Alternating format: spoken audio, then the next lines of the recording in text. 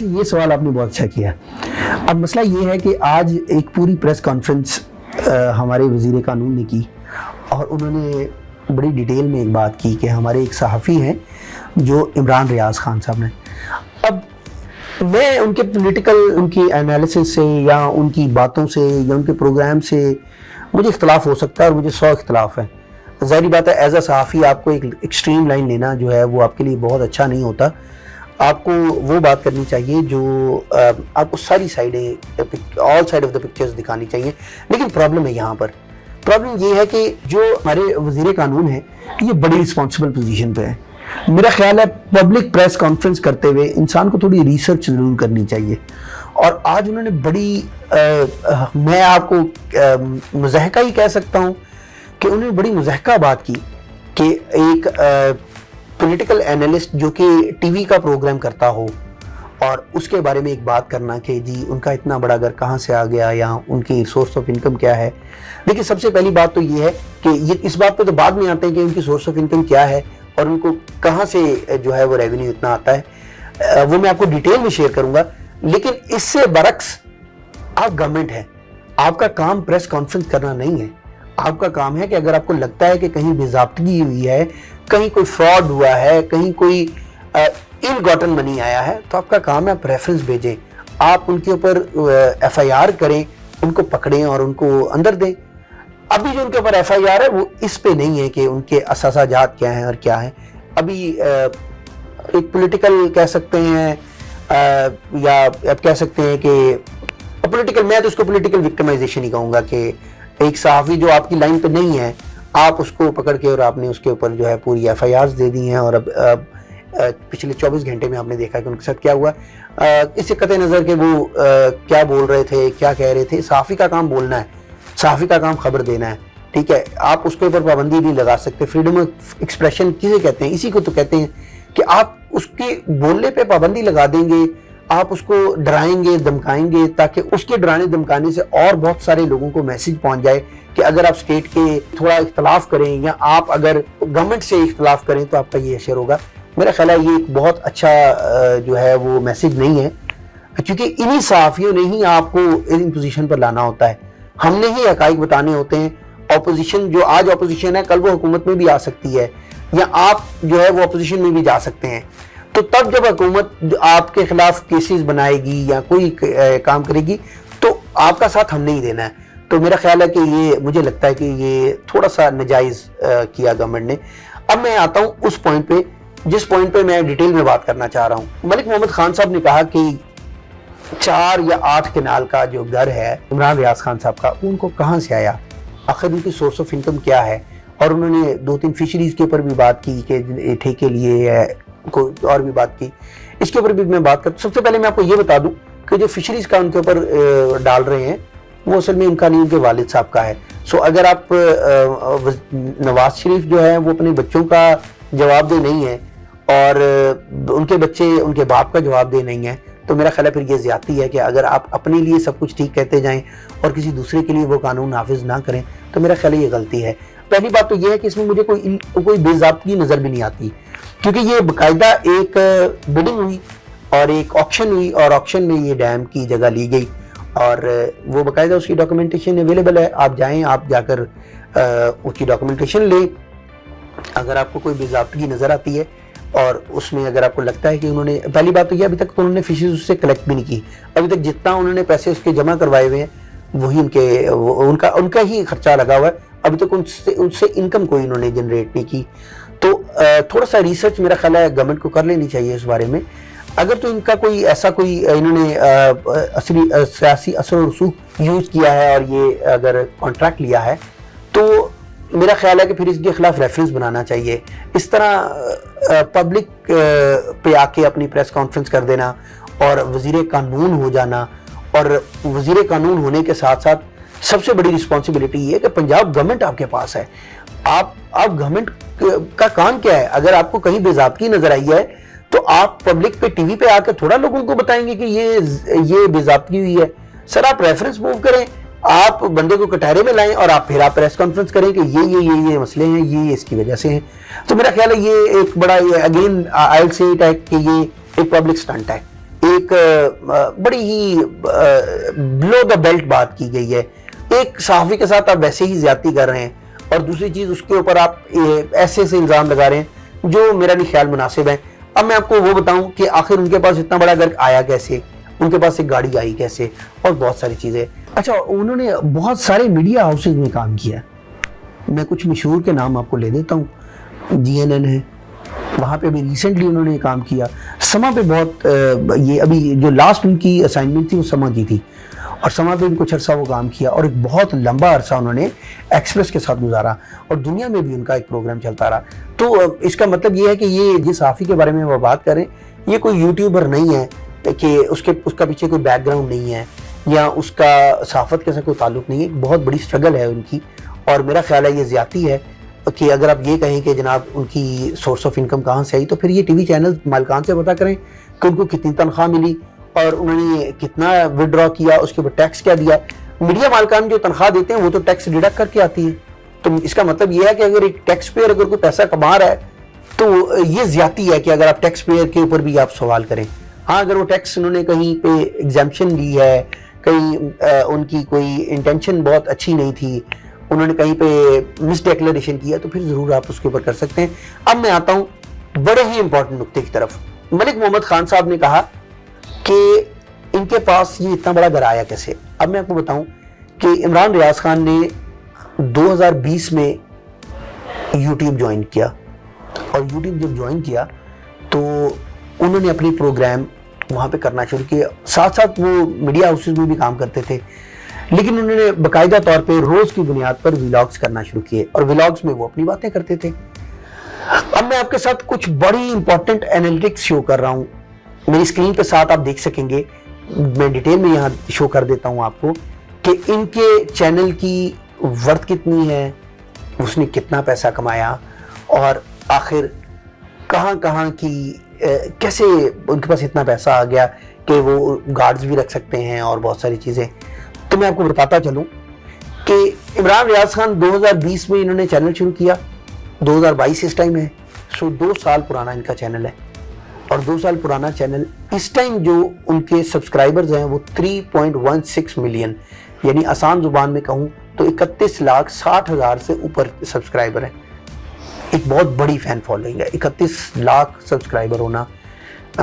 اور یہ ان کی جو رینکنگ ہے اوور آل پورے پاکستان میں جتنے یوٹیوبز ہیں وہ 50th رینکنگ ہے, یعنی ان سے اوپر 49 چینلز ہیں جن کی ورتھ اس سے زیادہ ہے.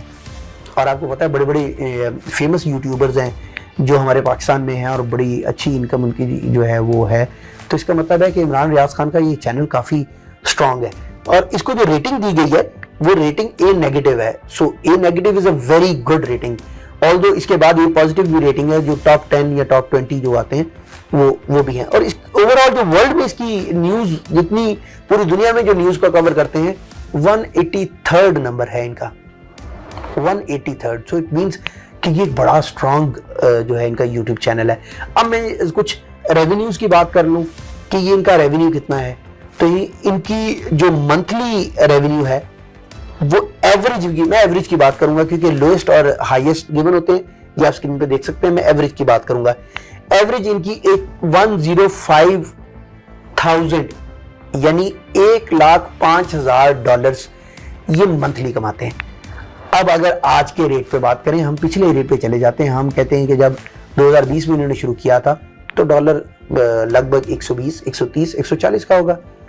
تو اگر اس حساب سے لگائیں اور 130-40 بھی لگائیں تو ان کی منتھلی انکم تقریباً اندازاً کوئی 1,40,00,000 یا 30 لاکھ روپے تھی.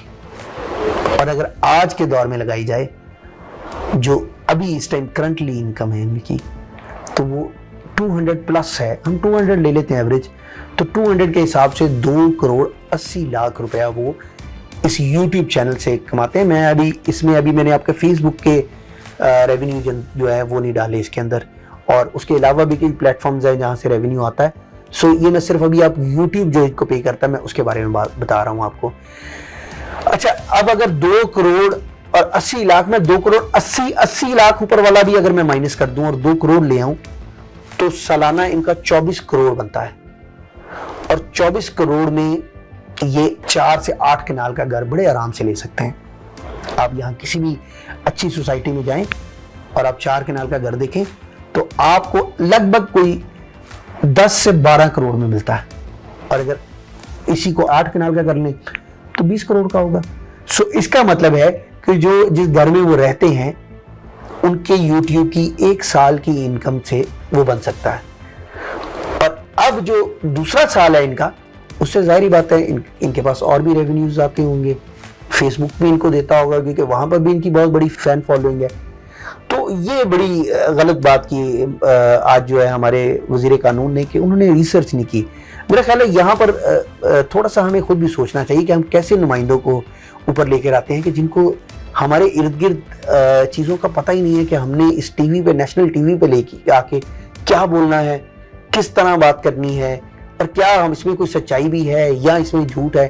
سو جو دل میں آتا ہے وہ بول دیتے ہیں, اور پھر ہماری عوام بھی ماشاءاللہ بلائنڈ فالوورز ہیں, وہ اسی طرح اس کو مان لیتے ہیں, اور پھر آگے ٹرینڈز چل جاتے ہیں ٹویٹرز پہ, اور لوگ یوٹیوب پہ باتیں کرنا شروع کر دیتے ہیں.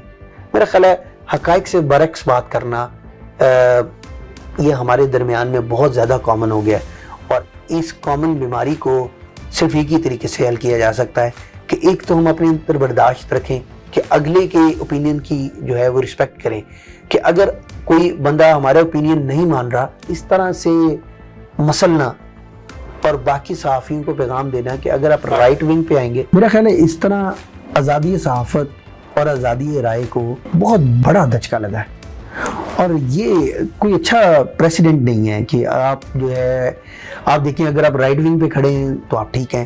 اچھا, یہ مسئلہ یہ ہے کہ جب یہ پچھلے دور میں جو عمران خان صاحب کا دور گزرا ہے جس میں وہ فریڈم آف ایکسپریشن کے چیمپئن کہلاتے ہیں اپنے آپ کو, لیکن مزے کی بات یہ ہے کہ ان کے دور میں صحافیوں پہ حملے ہوئے, اور وہ بھی یہی ہوا کہ اگر آپ رائٹ ونگ پہ نہیں ہیں, لیفٹ ونگ پہ کھڑے ہیں, اور اگر آپ گورنمنٹ کی کسی بات پہ اختلاف کرتے ہیں تو پھر آپ پر گولی بھی چل سکتی ہے, پھر آپ کو کڈنیپ بھی کیا جا سکتا ہے, پھر آپ پہ مقدمے بھی بن سکتے ہیں. تو یہی چیزیں ہمارے صحافیوں نے 2014 میں بھی دیکھا جب نواز شریف کا پہلا دور تھا کہ حامد میر صاحب کو ٹارگٹ کیا گیا, ابصار عالم کو بھی ٹارگٹ کیا گیا کچھ ہی دیر پہلے, اسد طور صاحب ہیں, 2 اسد طور صاحب کی نے ایک پولیٹیکل لائن لی ہوئی ہے.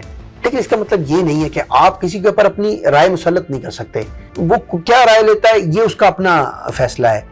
تو اب میرا خیال ہے کہ اگر آپ یہ چاہتے ہیں کہ میں آپ کے الفاظ بولوں تو یہ پھر صحافت نہیں رہے گی, پھر آپ صحافت چھوڑ دیں یا پھر آپ نیوز اینکرنگ کر لیں کہ آپ کو لکھ کے وہ دے دیں اور اپنا اوپینین دیں, اور اس طرح سے. اور مجھے یہ بڑی اچھی بات یاد آئی کہ ایک ہمارے بڑے ہی استاد مستنصر حسین تارڑ صاحب, اگر آپ نے آپ یقیناً آپ سب نے ان کا نام سنا ہوگا, ایک انڈسٹری کے بہت بڑے لیجنڈ ہیں, اور انہوں نے ایک دفعہ ایک انٹرویو میں انہوں نے بات کرتے ہوئے بتایا کہ جب ضیاء الحق صاحب شہید ہوئے تو ان کو خبر آئی گئی کہ آپ نے ٹی وی پہ آ کے خبر دینی ہے, تو انہوں نے کہا کہ میں یہ خبر نہیں دے سکتا.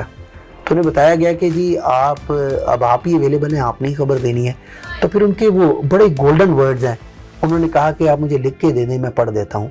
اور آپ یقین مانیں کہ آن ایئر ٹی وی پہ انہوں نے بولا کہ یہ مجھے خبر لکھ کے دی گئی ہے, اس میں میرا ذاتی اوپینین نہیں ہے, اور پھر انہوں نے آگے وہ پوری خبر پڑھ کے سنائی. یہ معیار اگر ہم اپنی صحافت میں رکھیں گے تو میرا خیال ہے کہ ہم جو ہے وہ ہمیں پولیٹیسائز نہ کریں اپنے آپ کو, کوئی ایک سائیڈ نہ لیں, رائٹ یا لیفٹ ونگ پہ نہ کھڑے ہوں, اور خبر کو خبر بنا کر ہی دیں. ہاں, صحافی کی خبر باؤنس بھی ہو جاتی ہے, غلط بھی ہو جاتی ہے, سورسز ہیں, ظاہری بات ہے صحافی ہر جگہ نہیں پہنچ سکتا. تو اگر اس کی کوئی خبر باؤنس ہو جاتی ہے تو آن ایئر میرا خیال ہے اگر معذرت کرنا یا ایک ٹویٹ کر دینا اس میں بھی کوئی مضحکہ نہیں ہے, اس سے کوئی چھوٹا پن نہیں ہوتا صحافت کا. اگر ہم لگتے ہیں ہماری کوئی خبر باؤنس کر گئی ہے تو ہم اس کو جسٹیفیکیشن پہ لگ جاتے ہیں, ہم اس کو جسٹیفائی کرنے بیٹھ جاتے ہیں. میرا خیال ہے یہ غلط ہے. اگر آپ نے کہیں غلطی کی ہے تو اسے مان لینا چاہیے, اور جس بندے کے بارے میں آپ نے یہ غلطی کی ہے اس سے پبلکلی اگر آپ ایکسکیوز کر لیں تو اس سے آپ کے قد کاٹ میں جو ہے وہ زیادہ اضافہ ہوگا. تو آپ نے یہ ساری ڈیٹیل آج دیکھی کہ کس طرح سے ہمارے ان انفارمڈ گورنمنٹ کے جو ہے نمائندے وہ پریس کانفرنس کرنے بیٹھے ہوئے. اور حیرت مجھے یہ ہے کہ جو ہمارے لوگ ہیں ان کو سنتے بھی ہیں اور ان کو فالو بھی کر رہے ہیں. تو میری پبلک سے بھی گزارش ہے کہ جب آپ کوئی اس طرح کی خبر سنیں تو تھوڑی سی ریسرچ کر لیا کریں. گوگل بہت بڑا استاد ہے, اگر آپ گوگل پہ ٹائپ کریں گے تو آپ کو ساری انفارمیشن مل جائے گی. تو یہ میں نے آپ کو بڑی ڈیٹیل میں اس کا انالیسس کیا, اس کا پوسٹ مارٹم دکھایا کہ کیسے آج کی محمد علی خان صاحب کی خبر جو ہے, جو پریس کانفرنس تھی اس میں بہت سارے جھول تھے. اور میری ان سے گزارش ہے کہ جب بھی وہ پریس کانفرنس کرنے آئیں تو تھوڑی ریسرچ ضرور کر لیا کریں.